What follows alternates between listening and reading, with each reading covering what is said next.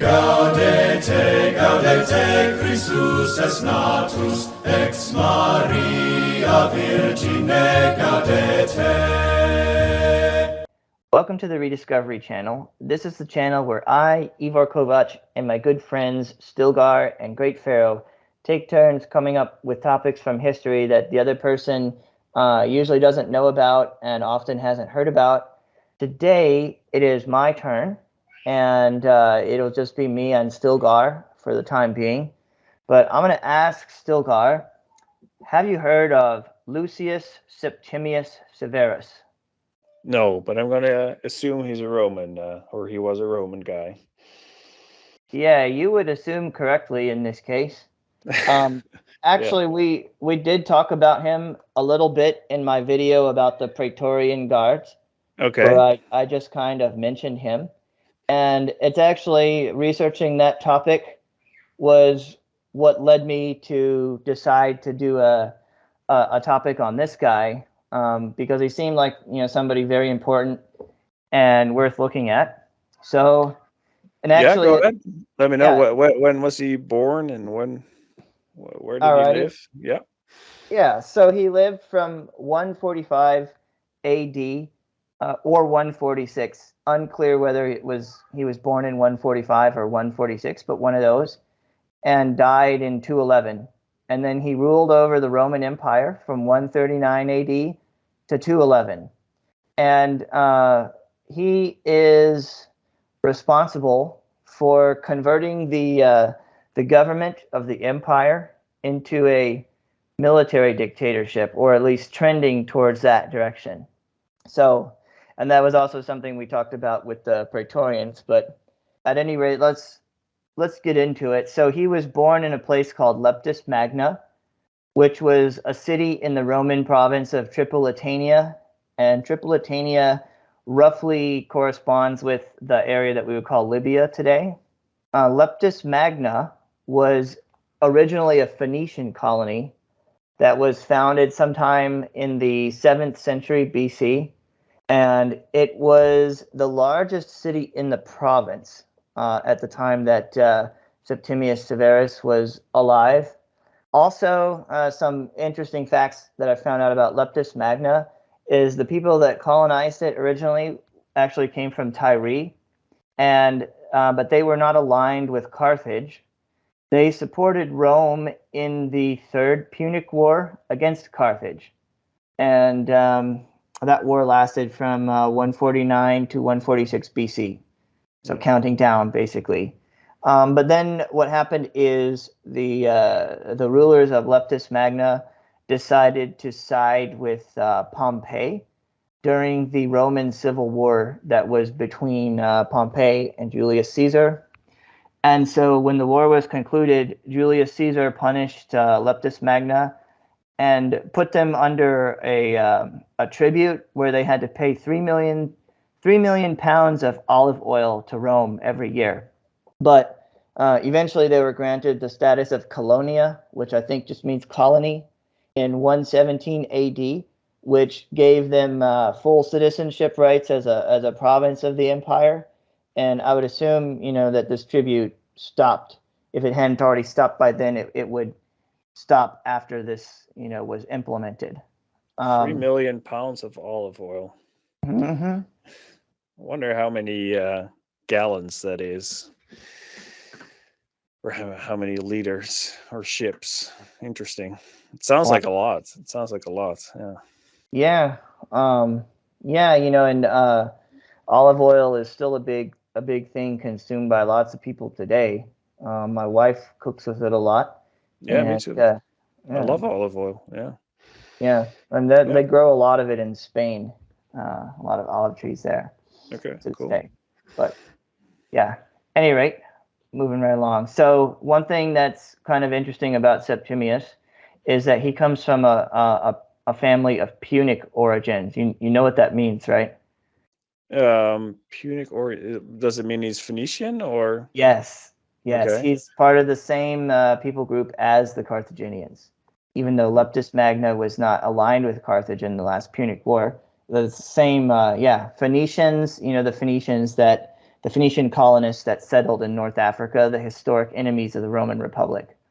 Yeah. So his parents' names were Publius Septimius Gita, was his father, and his mother was Fulvia Pia, and they both came from equestrian families, which also had a history. Each of those families had a history of serving on the Senate and also serving as consuls.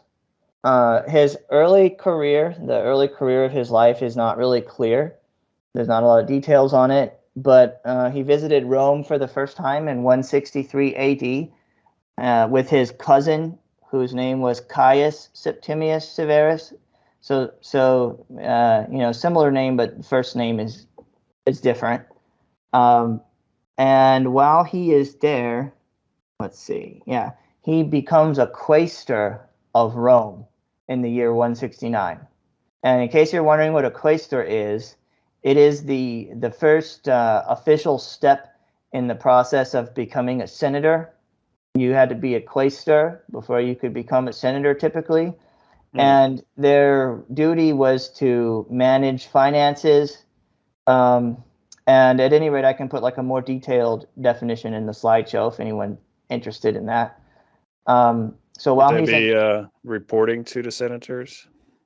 Like, so here we go. According to my Roman history encyclopedia, quaestor, the lowest ranking magistrate in the cursus honorium and the first position taken by all candidates embarking upon a senatorial career. Quaestors were probably a creation of the Roman kings. So that would be like from the pre-Republic period, becoming institutionalized during the Republic. Their numbers increased with the rise of Rome as an imperial power until the dictator Sulla fixed their numbers at 20 with a minimum age of 30. From the earliest days of the quaestorships, these officials were closely connected with finances in Rome and in the provinces. The quaestores urbani exercised their authority within the walls of Rome, attached to the aerarium until their position was usurped by new officers in the imperial system. Quaestores provinciales served the proconsuls in senatorial provinces. They managed the finances of the provincial treasury, acted as deputies to the proconsul, and often assumed proconsul's duties when he was away. Quaestors were synonymous with the procurators in imperial domains. Upon completion of a quaestorship, the newly declared ex-quaestor was promoted regularly to the Senate and was eligible for other magistracies. So, yeah. Sounds kind of like a little bit like the IRS, but not exactly. A little bit decentralized. Yeah. So, overseeing the finances basically, and then or in the provinces, in certain provinces, and necessary first step towards becoming a senator. So, okay. Yeah. So as I was doing this, I came across like different words that I didn't know the meanings of, and I had to look them up. And this is one of them. But so there it is. While he's in Rome, he's protected by his cousin. But when his cousin returns to Africa in the year of either 173 or 174, again it's not clear. Then Lucius Septimius Severus goes with him back to his homeland. In 173 or 174, again it's not clear. He serves as his cousin becomes a proconsul, and Lucius Septimius Severus serves as his legatus, kind of working underneath him. And then in the year 175, he marries his first wife, whose name was Passia Marciana. And she was also a member of the Punic community, but she dies without bearing him any children. She dies like 10 years after they get married. So then he receives like a few different appointments on the way to becoming eventually emperor. So he's appointed tribune of the plebs in 174, and then praetor in 177, legate of Syria in 180. And while he is legate of Syria, he gets actually removed from power 2 years later by the Emperor Commodus. Then he's made governor of he's made governor of Gallia Lugdunensis in 184 AD, and in 187 he marries Julia Domna, who becomes his second wife. And Julia Domna is from Syria, and she's descended from a family of priests of Iliogabal. And I'm not sure what Iliogabal is. Some native Middle Eastern religion. I'll have to look it up and mention something in the slideshow. Yeah. But there's some significance to that. Like, she was not from a middle or lower class family. She's definitely a venerable kind of upper class old family. And she bears him two sons, Caracalla, who's born in 188, and Gita, who's born in 189. And he's made consul in the year 190, so he's just kind of going up and up. And then in the year 191, he's appointed governor of Pannonia Superior, which roughly corresponds with the area today that we would call Austria and Hungary. And he's still governor in the year 192 when Emperor Commodus is assassinated. And he is also in command of the largest army on the Danube River, which is significant. And so he does nothing when Commodus is assassinated. And then the next emperor, Publius Helvius Pertinax, is assassinated in the next year, 193. And again, he does nothing when this occurs. And Pertinax is actually murdered by the Praetorian Guards. And from what I've seen, there's at least the two main reasons why they killed Pertinax is because he tried to enforce stricter discipline on them, and also he didn't pay them enough money for them to be satisfied. So they decided to kill him, and then the Praetorians auctioned off the throne to the highest bidder, which we talked about in the video about the Praetorians. And the throne is purchased by Didius Julianus, who offered to pay them more than anybody else. And of course, while the bidding is going on inside the Praetorian barracks, Julianus, he comes to the wall outside and starts shouting out higher and higher bids from the outside. And of course, they accept him, but he's got no way to pay them once he becomes the emperor. Is just too much. And the people of Rome are like incensed. They don't want this guy at all. So at this time, there's three really strong candidates that could potentially become the next emperor. And those are Decimus Clodius Albinus, who is the governor of the Roman province of Britain, Septimius Severus, who, as I mentioned before, is the governor of Pannonia, and Gaius Pescinius Niger, who is the governor of Syria. And what all three of these guys have in common is that they each have 3 legions under their direct control. So on April 13, 193, Septimius is declared emperor by his troops, and he begins his march on Rome, to enforce the matter. As he is on his way, before he even gets to Rome, the Didius Julianus is killed, and the Senate recognizes Septimius Severus as the emperor before he even gets to Rome. So when he gets there, he's allowed to enter without any sort of resistance. And then once he gets there, he disbands the Praetorians completely. But then he makes a new Praetorian Guard with troops from his Danube legions, troops that are loyal to him. And he increases the size of the vigiles and the urban cohorts. And then to deal with these two other guys, because Decimus Clodius Albinus and Gaius Pescinius Niger, they both still want to be emperor. So what he does is he designates Decimus Clodius Albinus as his successor. he gives him the title of Caesar, which is like it means like he's a junior emperor that will become the next emperor, when the current emperor either dies or steps down. And that actually works, and Albinus allies with him, thinking that he's going to honor that agreement.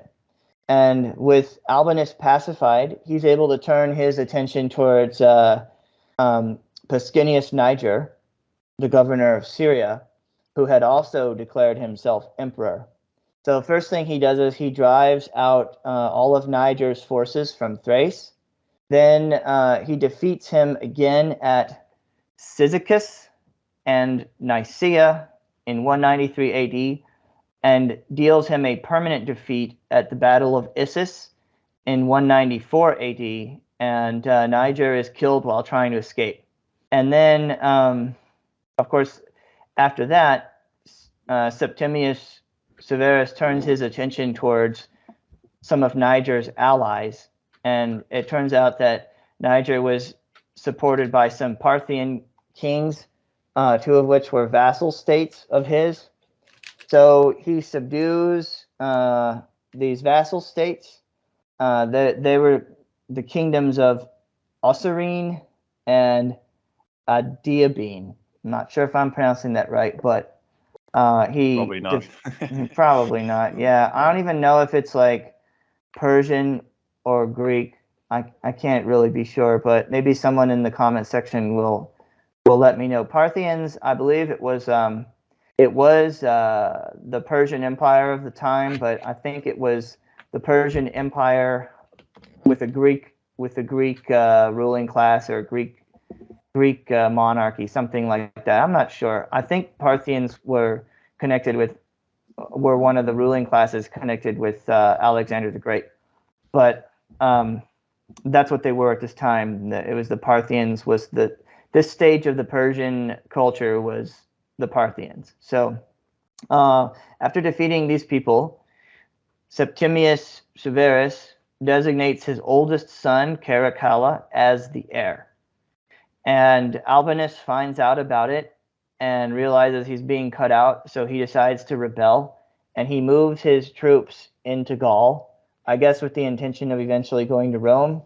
But Septimius goes there into Gaul, and he defeats Albinus and his forces in February of 197 AD at the Battle of Lugdunum, which makes him the only emperor, and there's no longer any competition at this point. So after defeating Albinus, he kills 29 senators who had supported Albinus, and then he wipes out some other government bureaucrats and politicians to basically engage in a political purge of his enemies. And then Severus returns to the Middle East in the summer because the Parthians are acting up again, and this time they've laid siege to Nisibis, which is in the Roman area of Mesopotamia. And so after defeating the Parthians at Nisibis, he goes on to take more of their territory. He goes deeper into their territory, and he sacks Seleucia, Babylon, and Ctesiphon. And he wanted to go further and just totally annex everything that they had, but the Romans didn't have adequate military intelligence and knowledge of the area, so they didn't move forward, and they couldn't plan properly. So instead, he turns his attention to Hatra, which is a fortified city, and tries to take it, but he's not able to. So in the end, they work out a truce. But of course, the end result of this process is that most of Mesopotamia, or at least a large chunk of it, is now annexed and added to the Roman Empire. So he takes the title of Parthicus Maximus for himself. And then the Senate votes to construct a monumental arch to commemorate this victory. So there's a great arch constructed in Rome, which is still there to this day. And then another one is also constructed in Leptis Magna, which is also still there to this day, although neither of them is in perfect condition anymore. So after integrating and reorganizing the new territories. He goes to Egypt and makes some, I guess, administrative changes there, reorganizes it a bit in 199 AD. Then he travels to Syria and stays there for about 2 years before returning to Rome in 202. But then he still doesn't stay in Rome. Later that year, he goes back to Africa and tours his native area. And he gives a lot of money to the development of Leptis Magna, Carthage, and Utica. And especially, giving a lot to Leptis Magna because that's his hometown. And for Leptis Magna, he builds monuments, constructs colonnaded streets, a new forum, a basilica, and a new harbor. And then he engages in campaigns against the Garamantes, which was a desert tribe from the Sahara, as well as other desert tribes that have been kind of menacing the Roman frontier in North Africa. And he expands the Roman frontier further down into the Sahara and fortifies it. So you can see he's kind of looking after his homeland and his people to some extent. And then Septimius grants the military a much more active role in the affairs of states. And he has this philosophy that the most important thing is to show kindness to the military, because then you can be secure in your power. So he increases their pay and he allows them to marry, because apparently up until this point, active duty soldiers, they cannot marry. So you had to wait till you retired before you could take a wife. That doesn't mean they weren't doing anything sexually, but you're not officially allowed to get married. So he removed that restriction. And then their pay is increased from 300 to 500 denarii. But it's in order to do this, he has to debase the currency. And this also sets a precedent for other emperors that will come later to debase the currency when they need to do something. So he reduces the amount of legions that are under the control of generals, because he doesn't want another general to do what he did and seize power that way. And he recruits officers from the equestrian class rather than the Senate classes, the Senate families. He ignores the Senate while he's in power and promotes people from the provinces and peasants, which reduces the power of the old aristocracy. So he's trying to destroy the old power structure, or at least maybe not the old power structure, but the old ruling class that has enjoyed power for the longest time. And he removes the court systems. All the courts that are outside Rome are removed from the jurisdiction of the Senate, and instead are put under the Praetorian prefect. And of course, he probably one of the reasons he did that, or the main reason, is because these are new Praetorians. These are all people that he trusts. So from 203 to about 207 or 208, Septimius remains in Rome. But then, like so many other emperors, he falls under the influence of his Praetorian prefect, who's a guy named Plautianus.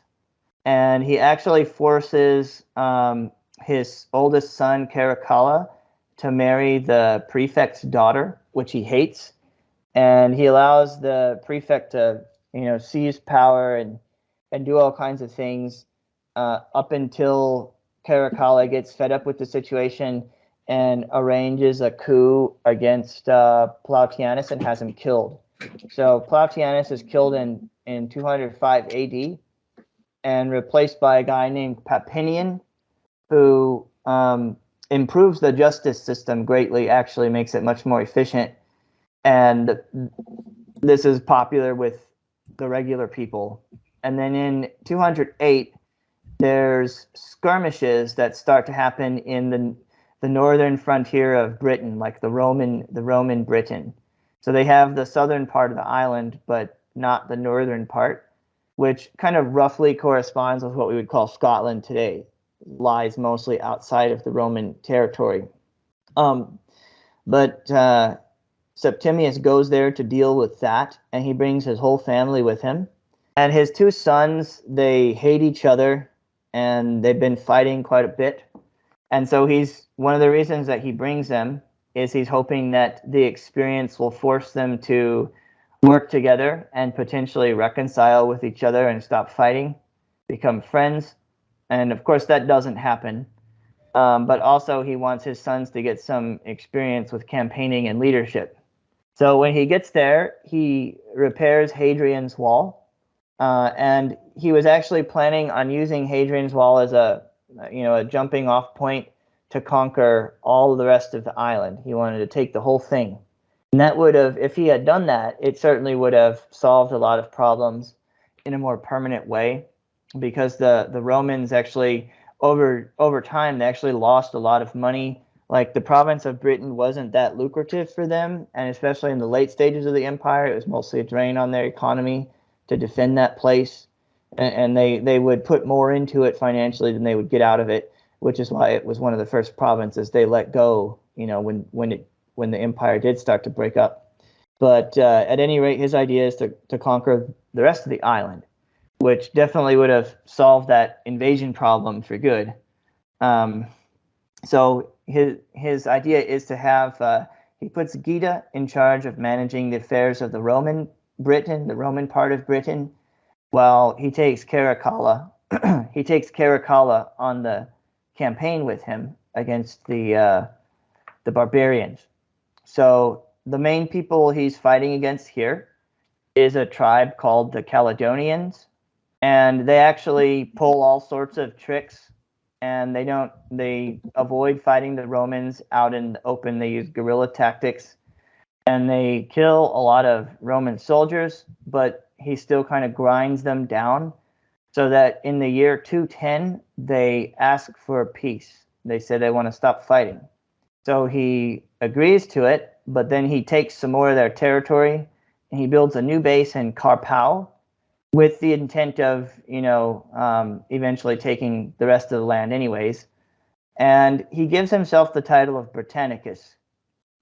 So it's only like a little short respite before the Caledonian tribes start acting up again.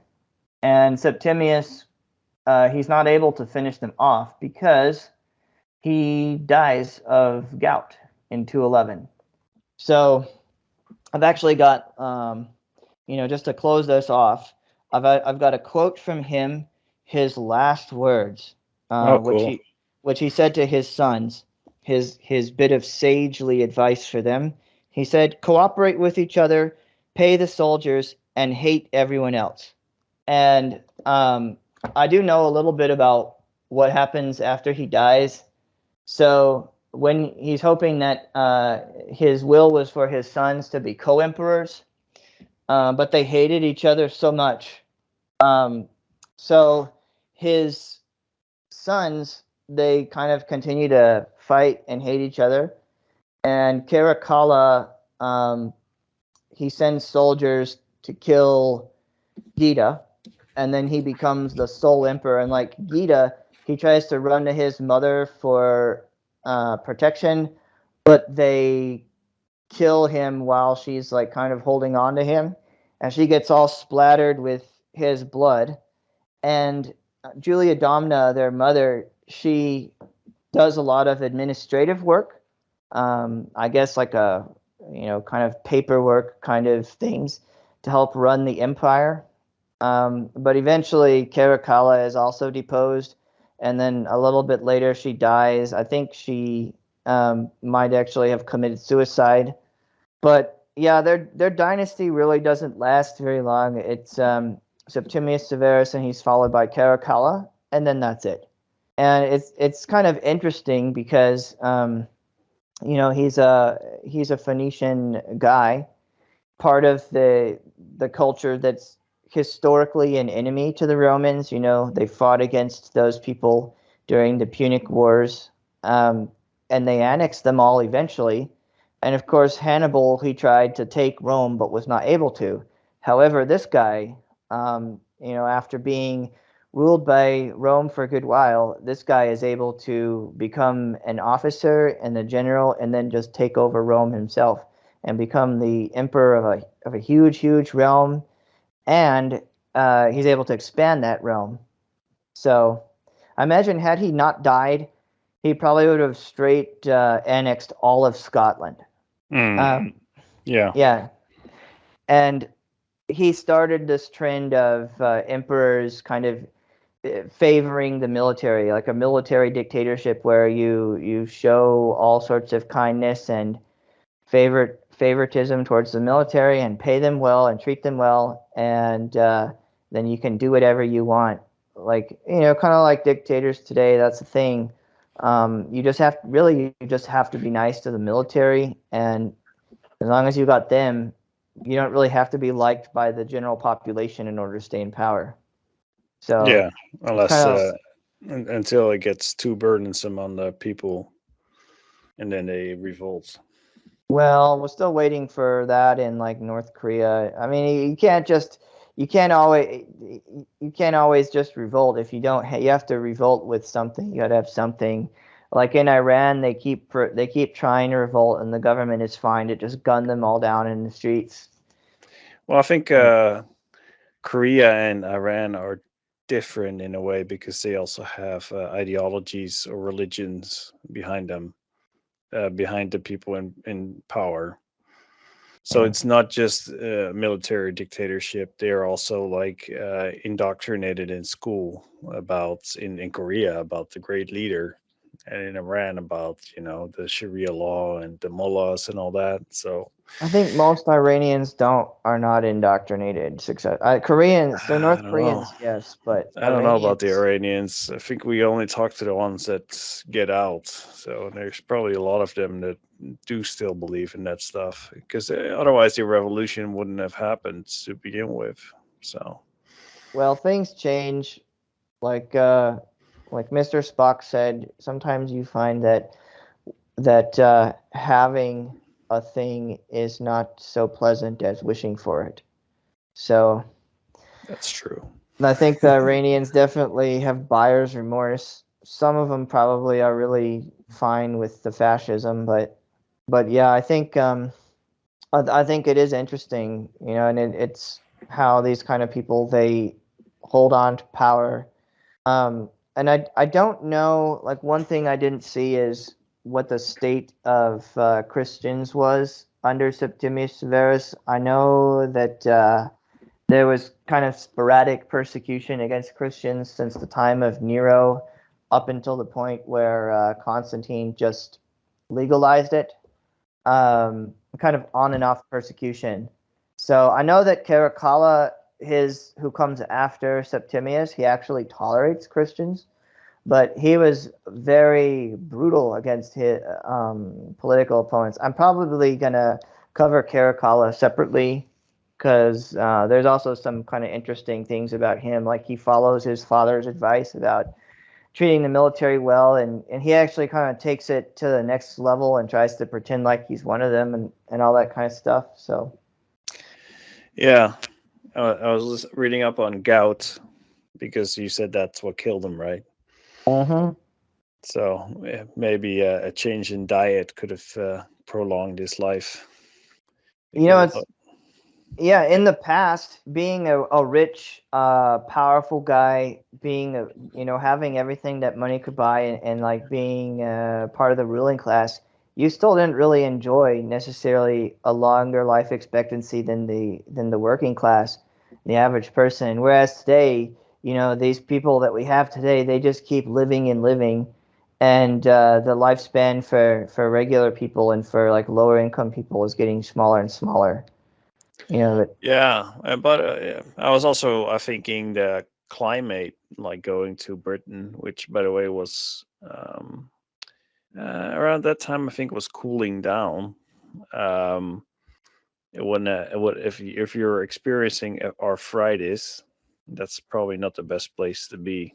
You're better off in Rome.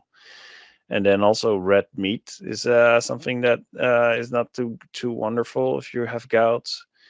And drinking beer. So I don't know if they were already beer drinkers back then in the British Isles.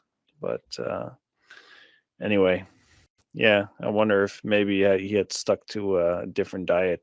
Maybe he would have actually conquered Scotland.